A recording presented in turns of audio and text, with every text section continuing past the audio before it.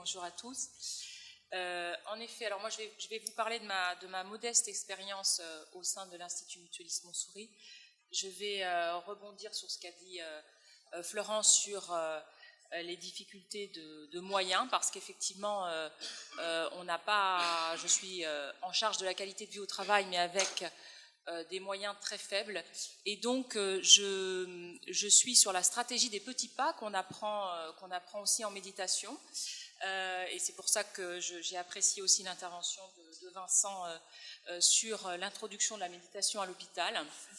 Parce que si vous voulez faire de la prévention primaire quand on n'a pas beaucoup de moyens, c'est quelque chose de compliqué. Donc il faut se montrer créatif, il faut accepter de se tromper et accepter finalement de faire des petites actions qui petit à petit vont peut-être nous mener à de grandes choses, parce que comme le dit Florence, effectivement il faut travailler sur l'organisation du travail, sauf que l'organisation du travail, c'est long, c'est contraint, ça demande vraiment une conduite de projet. Donc mon idée, c'était de vous dire aussi que la prévention primaire commence d'abord par soi-même. Et je rejoins encore ce qu'on apprend en méditation, parce que je vous assure qu'introduire la méditation à l'hôpital est un excellent axe d'amélioration de la qualité de vie tout court, et pas seulement celle au travail. En fait, j'aimerais faire comprendre aux soignants, et c'est le but finalement de ces ateliers, c'est de leur faire prendre conscience qu'on peut d'abord prendre soin de soi, que le chemin commence par là, au lieu d'éviter à chaque fois de se dire on va attendre que le manager fasse ça, on va attendre que le directeur change l'organisation. Oui, c'est important que le manager soit conscient et change les choses, c'est important que la direction veille à ce que l'organisation du travail permette au personnel d'être bien dans leur travail, mais la première chose qui est finalement possible relève de soi. Le changement commence déjà par soi-même, et ces ateliers en fait permettent quand même aux personnes, puisque les retours que j'en ai qui sont très positifs, leur permettent cette fameuse prise de conscience qu'on peut déjà d'une part oser parler, et comme l'a dit Eric, il faut oser parler, mais il faut aussi que le manager qui accueille la parole, ou tout simplement le collègue, soit en capacité de l'accueillir, de lui donner sens et de donner suite, parce que sinon effectivement ça ne sert pas à grand chose.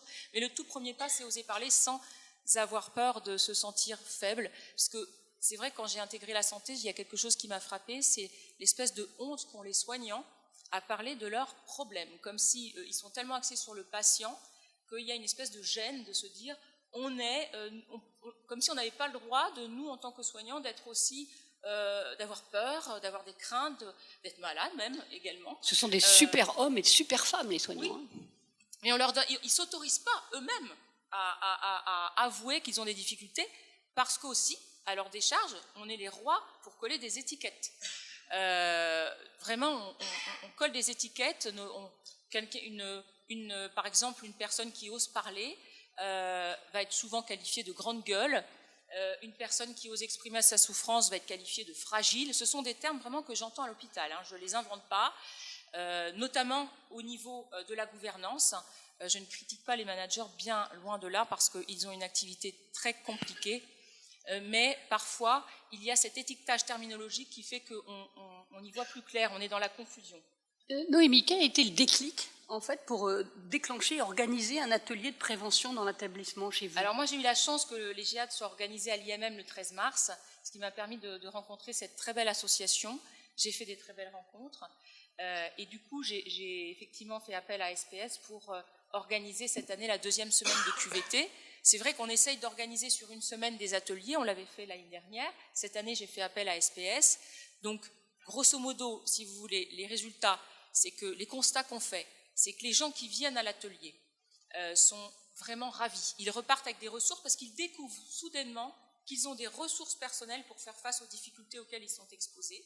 À la fois, ils ont des ressources personnelles, il existe aussi des dispositifs externes, il existe aussi des dispositifs internes, parce qu'on communique même assez mal au sein de l'hôpital des propres dispositifs internes dont on dispose. Moi, par exemple, je suis médiatrice interne, il va falloir que je le communique plus sur cette question, parce que je suis méconnue dans l'hôpital, faute de temps.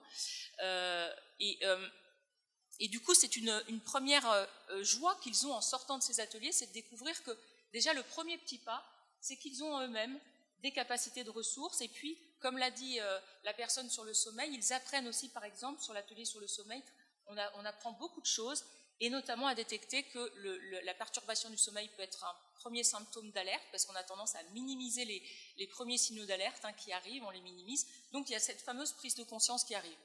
En revanche, la difficulté qu'on a fait ensemble avec Catherine, c'est le format de ces ateliers, parce que la grande contrainte des soignants, au-delà du fait qu'ils n'osent pas parler, c'est qu'ils n'ont le temps de rien. En fait, on est dans un resserrement du temps qui fait qu'ils ont très très peu de temps pour pouvoir participer à ces ateliers et pour pouvoir même parler entre eux. C'est vraiment le relationnel qui trinque. Et donc là, il y a une vraie créativité à avoir. C'est comment faire, puisque j'ai été vraiment désarmée par le faible pourcentage de participation à ces ateliers, alors quand bien même que les gens qui participent m'en ont dit grand bien. Là, aujourd'hui, je suis vraiment dans cette interrogation, comment faire pour aller vers ces soignants, quel est le format le plus adapté pour aller à leur rencontre, pour aller à leur contact, pour aller les chercher, parce que manifestement, ils n'ont pas le temps, d'où l'action sur les managers. Je rejoins ce qu'a dit Vincent sur les managers, parce que il faut prendre soin des managers pour qu'eux-mêmes puissent prendre soin de leur équipe, considérer que la priorité, c'est aussi de les écouter, c'est la prise en charge du patient, mais c'est aussi savoir donner du temps aux professionnels. Donc ça peut passer aussi par une histoire de récupération. Merci Noémie. Et c'est vrai que c'est très important l'idée de ne pas avoir de temps. Et donc on n'a plus le temps du lien non plus. Non. Moi je crois beaucoup à la contagion. Il y a beaucoup de médecins dans la salle, et je pense que c'est la contagion individuelle, les rencontres qui font qu'à un moment donné, les gens qui sont venus aux premières JAD vont peut-être venir ensuite à la semaine de la qualité de vie au travail, et c'est ceux-là qui feront bouger les choses. Donc j'aime beaucoup la théorie du petit pas, et cette idée de trouver effectivement du temps. On va finir par trouver du temps, parce qu'il y a un moment donné, moi j'entends ça toute la journée, les gens me disent on n'a pas le temps de s'occuper de prévention, alors qu'on va droit dans le mur, tout le monde le sait. Il y a aussi juste une dernière petite idée, parce que c'est important, c'est qu'il faut aussi valoriser ce qui est bien fait, parce qu'on est souvent sur les écueils, sur les difficultés. On ne valorise absolument pas assez ce qui est bien fait. Et par exemple, la notion de qualité dont vous avez parlé, la qualité de travail, mais de quoi parle-t-on finalement? Parce que, en tout cas, chez nous, on a des professionnels extraordinaires qui font un travail de très grande qualité, et on est toujours là avec la certification, avec cette machination diabolique qu'on a en France de s'axer, de s'orienter sur les points d'amélioration. Mais non, on peut aussi capitaliser et valoriser ce qui est bien fait, parce que ça fait un bien fou aussi aux professionnels d'entendre qu'ils sont de bons professionnels. Voilà, ça c'était important de le dire. Merci Noémie.